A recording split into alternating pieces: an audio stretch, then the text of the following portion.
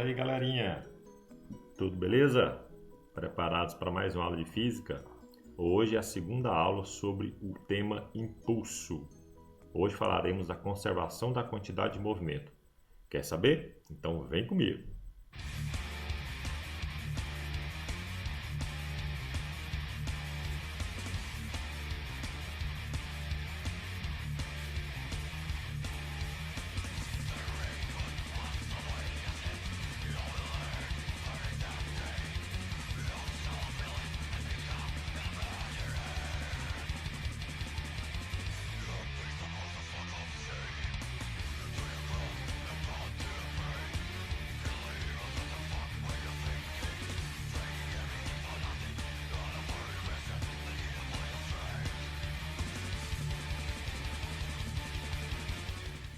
A explicação disso está na conservação da quantidade de movimento.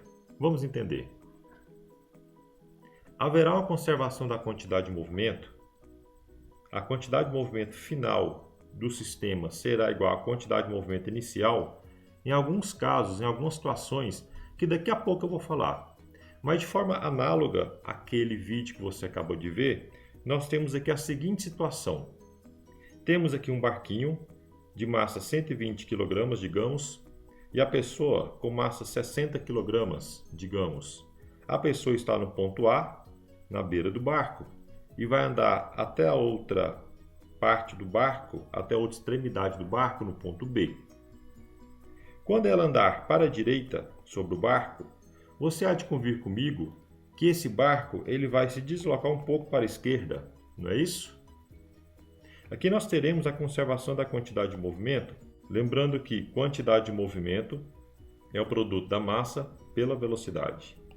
Então aqui nós teremos a massa do primeiro envolvido multiplicado a sua velocidade final, mais a massa do segundo envolvido multiplicado a sua velocidade final, será igual à massa do primeiro multiplicado por sua velocidade inicial, mais a massa do segundo, multiplicado a sua velocidade inicial. Note que, inicialmente, as velocidades da pessoa e do barco são iguais a zero. A pessoa estava parada, assim como o barco. Quando a pessoa começa a andar com certa velocidade para a direita, o barco vai começar a andar com tal outra velocidade que a gente pode descobrir em função da primeira velocidade da pessoa para a esquerda. Então vamos ver.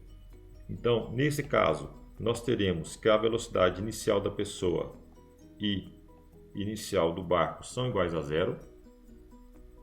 Então nós teremos que, substituindo os valores, 60 vezes V1 final mais 120 vezes V2 final vai ser igual a zero, vetor nulo. Então aqui nós podemos isolar o V2 final e encontrar menos meio de V1 final. Então aqui nós encontramos uma relação que a velocidade do barco vai ser contrária à velocidade da pessoa e vai ter um valor em módulo que seja metade do valor que a pessoa andar, certo? Se a gente for ver aqui então, na figura, nós teremos que a pessoa irá ter se deslocado do ponto A aqui ao ponto B um certo tanto, um certo espaço, que vai ser daqui, ó, até aqui, certo? Esse tanto aqui. O barco, por sua vez, ele vai ter se deslocado desse ponto aqui até esse ponto aqui, andando para a esquerda, fazendo aqui o pontilhado.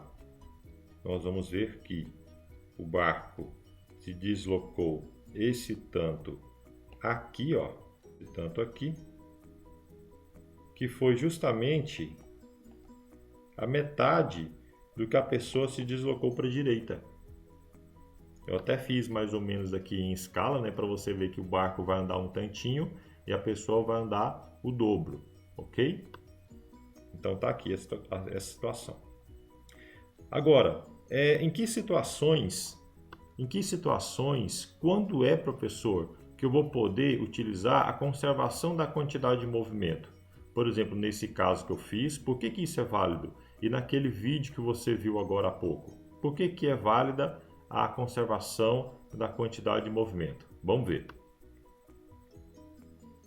A conservação da quantidade de movimento, ela se dá para um sistema livre de forças externas. Como assim, professor? Olha, pode existir forças internas sobre o sistema. Por exemplo, entre dois corpos. Um corpo faz uma força em um e este um faz força no outro, né? Vice-versa. É a terceira lei de Newton, ação e reação. Eu empurro o barco para trás, o barco, por sua vez, me empurra para frente. Só esses dois corpos estão interagindo, não tem um terceiro envolvido. Claro que naquele caso que fizemos agora, o exemplo do barquinho lá, a pessoa andando sobre o barquinho, eu estou desconsiderando ali a viscosidade da água, a força que a água faz sobre o barco, que seria o terceiro envolvido. Então, desconsiderando essa força que seria chamada força externa, considerando apenas o barquinho e a pessoa, nesse caso ideal, nós teríamos então que a velocidade do barco, como vimos, seria a metade da velocidade da pessoa e estaria em sentido contrário, ok? Então essa observação é importante. Podem existir forças internas trocadas entre os corpos. Aliás, sempre vão existir, né, forças internas. Agora, as forças externas, nós teremos que a resultante delas dá zero. E a resultante delas dando zero, nós temos que o teorema do impulso, que é o impulso da resultante é igual à variação da quantidade de movimento, já que impulso é o produto da força pela variação do tempo, se a força resultante sobre o sistema, atenção, não é sobre um corpo apenas, é sobre o sistema, for zero, então esse termo aqui vai dar zero, então multiplicado pelo ΔT vai dar zero, então nós teremos que a quantidade de movimento final e inicial vão ser iguais.